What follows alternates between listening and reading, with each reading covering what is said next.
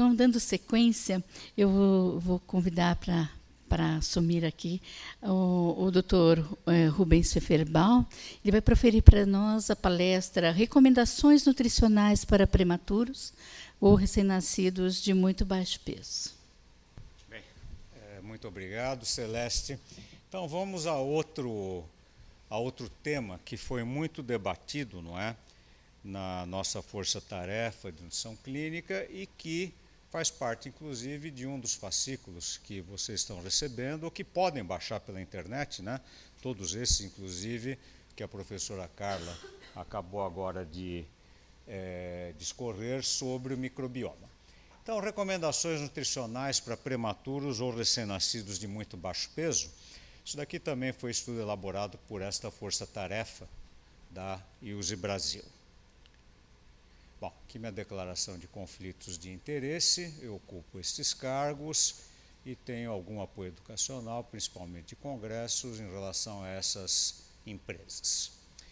Bom, prematuridade no mundo é um problema bastante grave porque talvez seja o maior contribuinte da alta taxa de prevalência de mortalidade neonatal. Então vocês vejam que aqui, desde países de população muito grande, né, como Índia, China, veja, 3,5 milhões de prematuros na Índia, né, para 1 bilhão de habitantes, a China, menos, até 1/3, talvez até pelo alto desenvolvimento econômico que ela teve nos últimos anos, menor do que a Índia, mas 1 milhão de crianças, Estados Unidos 517 mil, e nós aqui no Brasil, nós temos aí, por alguns dados de 2012 que foram revistos recentemente no ano passado, em torno de 12% de prematuridade. Então, ela é variável conforme a região, não é? No Brasil, um pouquinho mais alta no Nordeste, menos no Sudoeste, e 80% desses partos prematuros ocorrem entre a 32ª e 36ª semana de vida, mas quase 7 a 8% deles ocorrem antes da 28ª semana de vida, que são crianças normalmente menores do que 1,5 kg, ou crianças de muito baixo peso, ou crianças menores do que 1 quilo, não é? Crianças de muito, muito baixo peso. Então vocês vejam que é um contingente aqui enorme de crianças, 340 mil crianças, e que demandam uma assistência muito importante. E dentro da assistência hospitalar, não estamos falando aqui de ventilação, drogas, surfactante, todos os cuidados que necessitam, sem dúvida, um dos maiores desafios é a nutrição que nós precisamos oferecer e entregar a esta criança.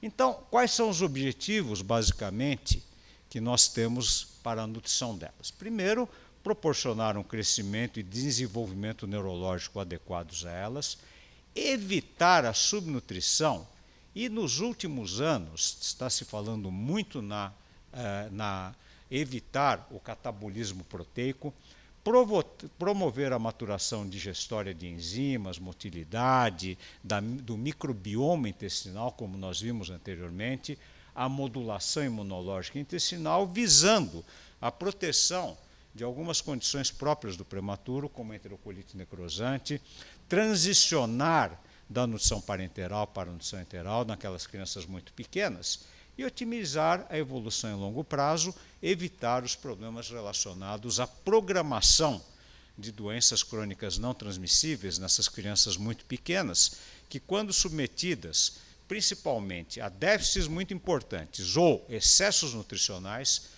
podemos ter problemas para o futuro delas. E não é uma tarefa fácil. Esses daqui são os novos gráficos, não é, do Intergrow, que é a continuação agora para o período neonatal, dos gráficos da Organização Mundial da Saúde, o mesmo grupo praticamente, não é, que estudou. Então vocês vejam que colocar num percentil adequado de crescimento uma criança que nasce com peso muito baixo, um score Z baixo na paridade gestacional, não é muito fácil de colocá-lo tanto no peso, como no comprimento, como em relação ao perímetro cefálico. E a vida real, o que nos mostra é que este gráfico, apesar de ser um trabalho do professor Ehrenkrantz, já de praticamente 18 anos atrás, ele já incorporou as guias nutricionais de uma nutrição, vamos assim dizer, mais agressiva, que é um termo que eu não gosto, mas uma nutrição mais adequada para essas crianças, como o uso da parenteral, o uso dos aminoácidos logo após o nascimento, não é? A nutrição enteral mínima. Então vocês vejam que o que acontece é que quanto menor, aqui é um gráfico de crescimento, aqui vocês têm essas duas barras daqui, percentil 10 de crescimento e percentil 50, e o que a gente vê, o que foi demonstrado é que quanto menor o peso dessa criança, não é? A idade gestacional, vocês vejam a queda de peso que elas apresentam, a dificuldade que elas têm para ganho de peso e no decorrer da internação, a perda de peso, chegando a uma subnutrição muito importante. Claro que quanto maior o peso, a idade gestacional, e hoje o grande contingente que temos de prematuros, não é? De crianças de prematuros tardios, na verdade, talvez o aspecto nutricional é importante, porque às vezes é até difícil de alimentar essas crianças, mas sem dúvida essas crianças daqui, elas constituem um verdadeiro desafio para o pediatra. E esse pôster daqui, ele mostra um trabalho muito interessante que foi coordenado pelo professor Francisco Martinez, da Faculdade de Medicina de Ribeirão Preto, e a Rede Brasileira de Pesquisas Neonatais, onde mostra como é o score Z de peso, de comprimento e o perímetro cefálico dessas crianças, de mais de 1.000 crianças que são acompanhadas nos hospitais que fazem parte. Aqui, eu não sei exatamente, até a professora Celeste faz parte, o professor Simon, são mais de 20 hospitais, não é, no Brasil inteiro que fazem parte, maternidades, né, professor Simon? São mais de 20 hospitais que fazem parte aqui, e aqui foi estudo de mais de 1.000 crianças. E vejam aqui, tentando colocar um pouco mais, não é? O que acontece? Vejam que a criança nasce com score Z, muitas delas adequadas, não é? Esse score está próximo, um pouquinho menos do que o score Z, mas vejam aqui como sai, não é? Com score Z muito acentuado, menos 1,89, quase menos 2 vezes o score Z, menos 2 esse score Z, não é? Alta hospitalar. Da mesma forma, o comprimento dessas crianças, e ainda bem, perímetro cefálico aqui um pouco menor, enfim, há uma contração ou não, mas vejam que essas crianças daqui, elas apresentam, as crianças de muito baixo peso, uma subnutrição durante a internação, apesar de que a maioria desses hospitais, não é, tem protocolos nutricionais importantes, com leite humano, eventualmente com aditivação desse leite humano, não é?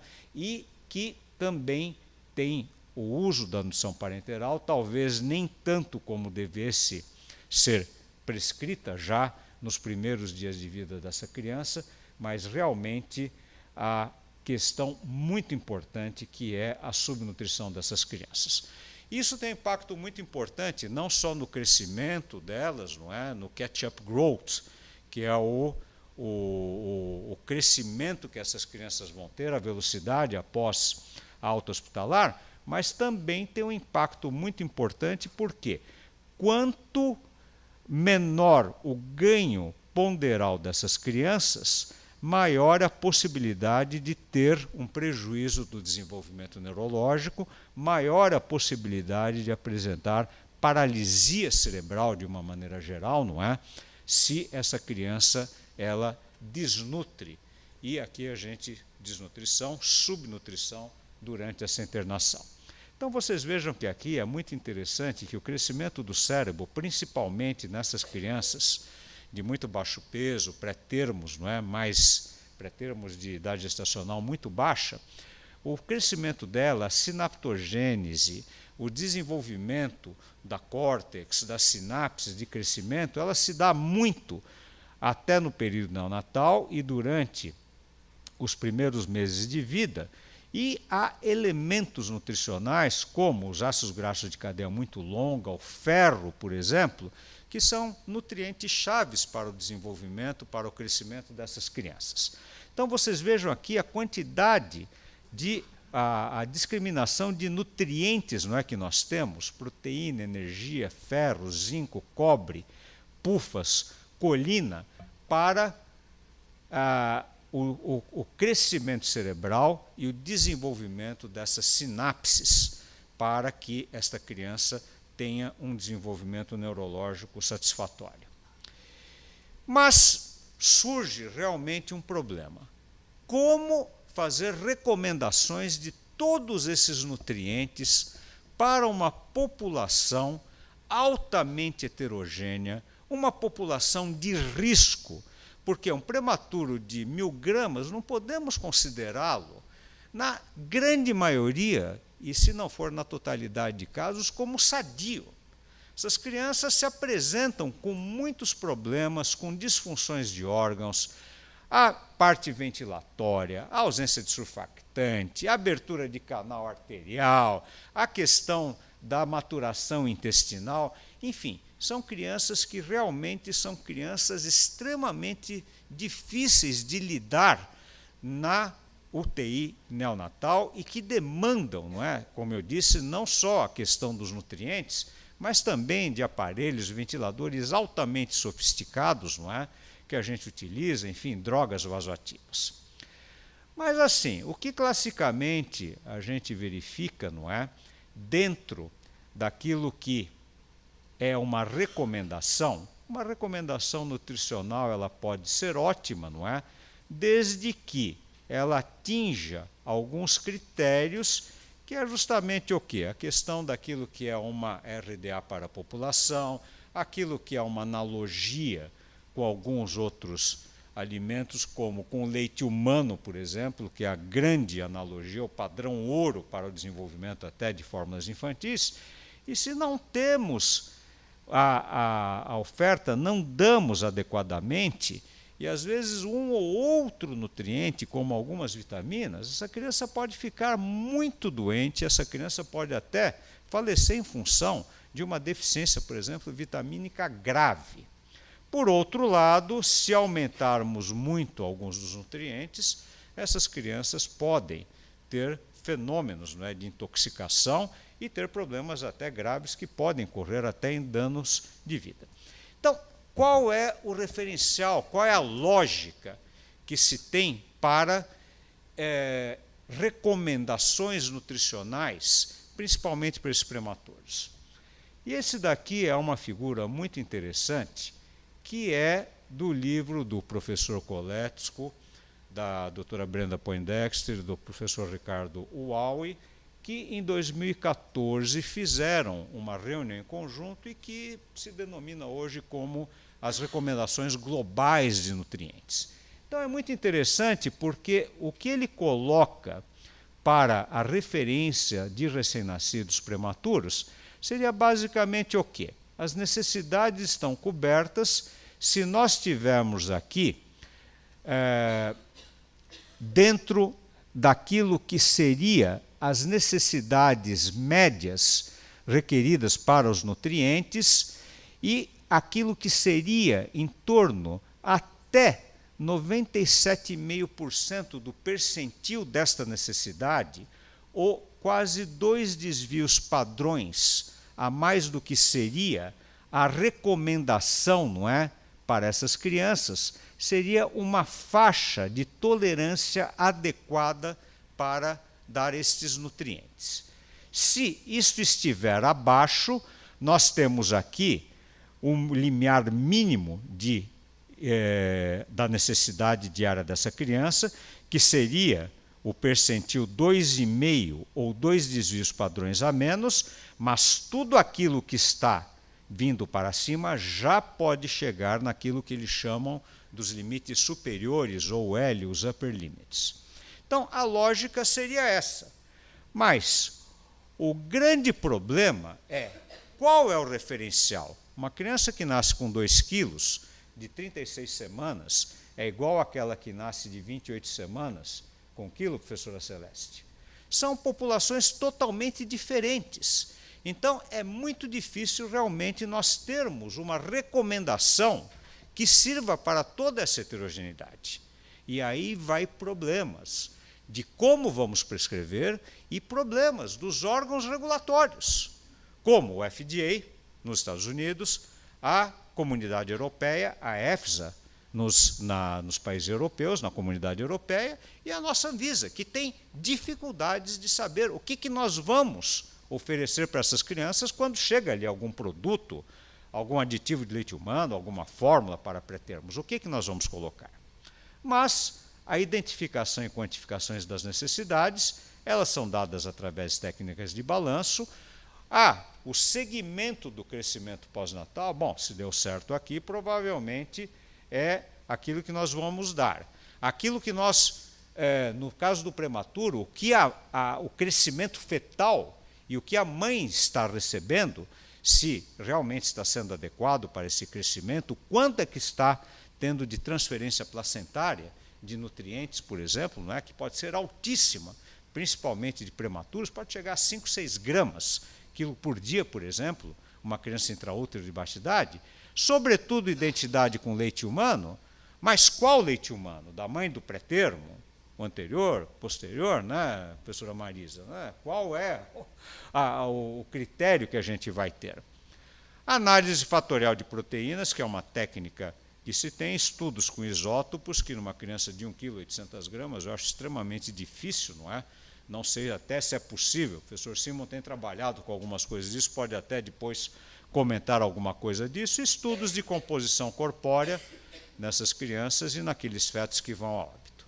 Então, uma população altamente heterogênea, dificuldade de utilizar a via digestória, motilidade, enzimas, fases de evolução fisiológica e metabólicas distintas na UTI neonatal, uma fase de adaptação metabólica logo após o nascimento, uma fase no crescimento estável após a alta, a transição de são parenteral a enteral e aquilo que eu já tinha dito, o crescimento estável, enfim, são crianças muito diferentes.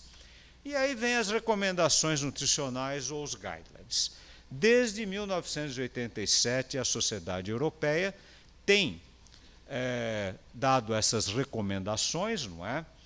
Posteriormente, algumas reuniões de grupos especialistas, como aquele do professor Tsang, nesta publicação, não é, referência, não é, que estudamos muito alguns anos atrás, e depois, posteriormente, aumentada um pouco mais em 2005, a publicação americana do Klein et al., que composição relacionada mais às fórmulas, o que deve ser. Depois, uma publicação muito importante do Espighan, de 2010, que serviu como referência até para os órgãos regulatórios, do que dar, oferecer para essas crianças, as RDCs, as resoluções de diretoria colegiada da Anvisa, por exemplo, se basearam muito nessa recomendação do Espighan, e aquilo que eu me referi anteriormente, em 2014, que é o global, que esse estudo daqui, que está nessa publicação, Nutritional Care of Preterm Infants, desses autores daqui, autoridades, onde realmente muitas modificações em relação a esses outros. E aqui a nossa necessidade, o fascículo que nós temos aí, que vocês podem baixar pela internet, que fizemos aqui com o grupo, o professor Mário Falcão, a Kátia Schmider, a Karina Barros, e que fizemos, não é, uma compilação de todas essas recomendações para se chegar a algum, vamos assim dizer, se é possível um consenso, não é evidente que não é uma guia, não é uma diretriz, não temos isso, mas esse tema de alta complexidade, como eu já disse aqui para vocês. E veja aqui que interessante, como desde, não vou até 1987, mas desde a publicação do Klein, desta LSRO de 2002 até 2014, aqui no LSRO e no Tsang, mas nem se falava de ácido graxo, muito menos de cadeia longa. Então, gordura era o quê? Manteiga, óleo de soja, o que é isso aqui? Nada. Então, não tinha nem recomendação. E vejam já o Espighan, 2010, as recomendações dos ácidos graxos de cadeia longa e os ácidos graxos, não é? Já os LC-PUFAs, por exemplo, o araquidônico, o docosahexanoico, já as mudanças que já incorreram nessas publicações. Aqui de nutrientes, não é, como sódio, potássio, cloro, minerais, os nutrientes, as diferenças que nós temos aqui, de vitaminas, Vejam aqui, em relação ao zinco, que não se dava muita atenção, e hoje o zinco, um dos nutrientes, um dos micronutrientes importantes, que até damos para o segmento na alta dessas crianças, além do ferro, não é, para que elas tenham um crescimento mais adequado. Então vocês vejam todas, de como é complexo todas essas recomendações, e até que a dificuldade e a própria publicação desse Global 2014 leva em conta todas essas publicações desde 2002, para que se faça uma recomendação. E talvez aqui uma das coisas mais interessantes, que é a grande importância dos aminoácidos por via parenteral logo após o nascimento, tentando minimizar o crescimento intraútero, mas, sobretudo, dar para aquela criança uma quantidade de aminoácidos onde ela não tem um balanço nitrogenado positivo. Então, vocês vejam aqui, para zerar esse balanço nitrogenado, pelo menos em torno de 1,5 gramas, para que se tenha um crescimento semelhante ao intrauterino, em torno de 15 gramas por quilo, em torno de 3 ou 4 gramas. E aqui muito interessante, porque esta é uma recomendação com grau de evidência do ESPGHA, antiga de 2005, porque agora está sendo feita uma nova recomendação, que deve sair esse ano, até a professora Fernanda Seragioli esteve agora no Códex, né? Então deve ter feito alguma outra recomendação em relação a essas novas guias, não é? Então vejam, a suplementação de aminoácidos, primeiro dia de vida, grau de evidência B, e o único grau de evidência A que eu conheço em nutrição pediátrica, que é justamente a oferta de 1,5 gramas de aminoácidos para que essa criança não tenha o balanço nitrogenado negativo.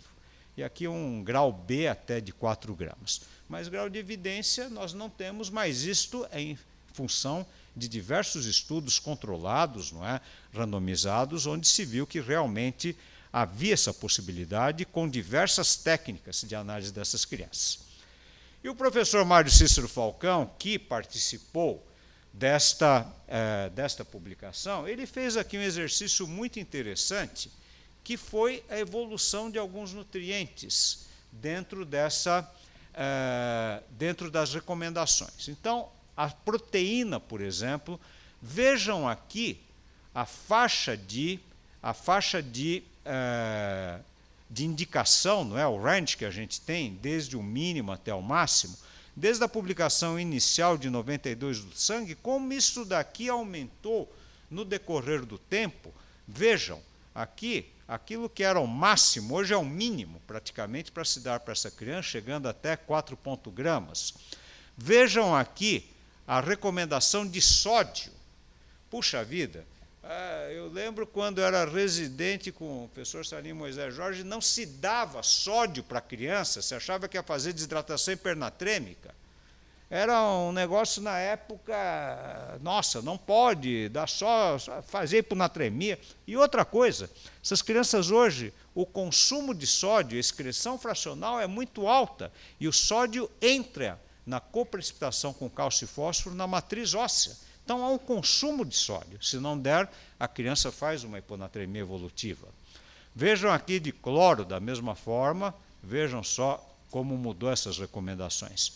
Vitamina A, hoje, de 1.000 a 3.000 unidades, porque é importantíssima na formação do epitélio, principalmente pulmonar, evitando, não é, que essas crianças façam a displasia broncopulmonar. É uma ação que nós temos, né, professora, de dar a vitamina A e os antioxidantes de vitamina E para essas crianças, determinado tipo.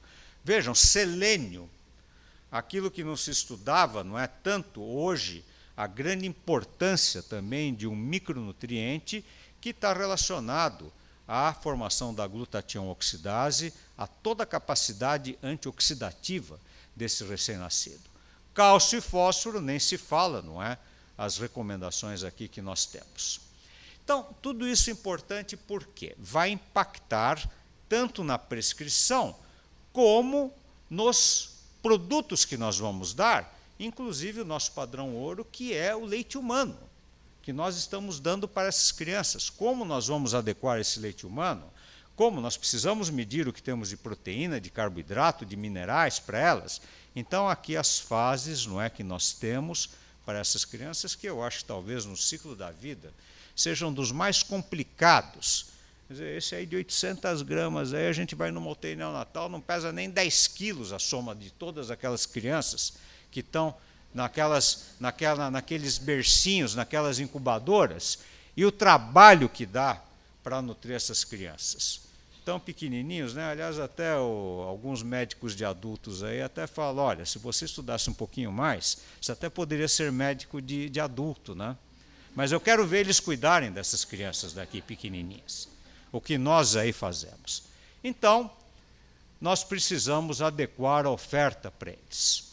Então, sem dúvida, leite humano da própria mãe é o melhor, sem dúvida, para a nutrição enteral precoce. Não é só a questão nutricional, mas a questão funcional também de tudo isso, e sem dúvida, leite da própria mãe, ou o leite de banco de leite humano, não é? Que é tremendamente importante aqui, o que nós vamos dar e tudo aquilo que nós fazemos. E hoje no Brasil, com toda a importância que nós temos, mais de 220 bancos, não é, de leite humano, qualidade ISO 9000, os hospitais amigos da criança, como fazer essa adequação do leite do que nós vamos oferecer, né? Dr. André Fernandes, que é a nossa coordenadora aí do Estado de São Paulo dos bancos de leite humano, está aqui, depois ela pode até conversar das dificuldades, professora Marisa Aprile, não é? Das dificuldades que nós temos de como adequar a prescrição médica àquilo que um banco de leite humano pode oferecer, que é uma coisa fantástica que nós temos. Bom, concluindo, tudo que foi aqui rapidamente apresentado, sem dúvida há uma dificuldade no uso dessas guias nutricionais em função da alta heterogeneidade que nós temos nessa população. A necessidade de estudos nutricionais, não é, em condições clínicas diferentes da realidade de uma UTI neonatal, ou seja, esses estudos são colocados aqui. Eu vi uma coisa muito interessante agora, houve uma reunião em Amsterdã, e um grupo dinamarquês, que eles têm uma UTI neonatal muito interessante de 15 leitos, que é totalmente estéril. Só que é uma UTI neonatal para porquinhos. São porquinhos. Porquinhos. E vocês não imaginam, o que acho que é o Jansen, eu até conversei um pouco com ele em relação a algumas questões lá, vocês não imaginam o que eles testam em relação a nutricionais. É leite humano fresco, leite humano, hein? Nem da própria porquinha. Leite humano fresco, porque há uma coincidência, né? Além dos macaquinhos, né? Também os porquinhos têm uma certa coincidência, não é? de genes, né? do ser humano. Então, testa leite humano, testa leite de banco, testa alguns nutrientes como leucina, testa carboidrato, enfim, e vê ali o que acontece em relação a enterocolite, atrofismo intestinal. É um negócio assim fantástico. Talvez esse seja um modelo interessante. Mas, por enquanto, o consenso dos grupos de especialistas é o que a gente tem utilizado, e eu espero que esse estudo aí do USE, não é, 2016, sirva, não é, para a nossa prática de prescrição diária, não é, e, sobretudo, que a gente tenha, pelo menos, algum guia, não é, que possa nos fornecer para a prescrição, para a regulação, não é, dos diversos nutricionais aí que se coloca aí dentro do mercado. Então, uma contribuição nessa análise das principais guias. Bom, eu agradeço a atenção de vocês e estamos à disposição aí para qualquer pergunta. Obrigado.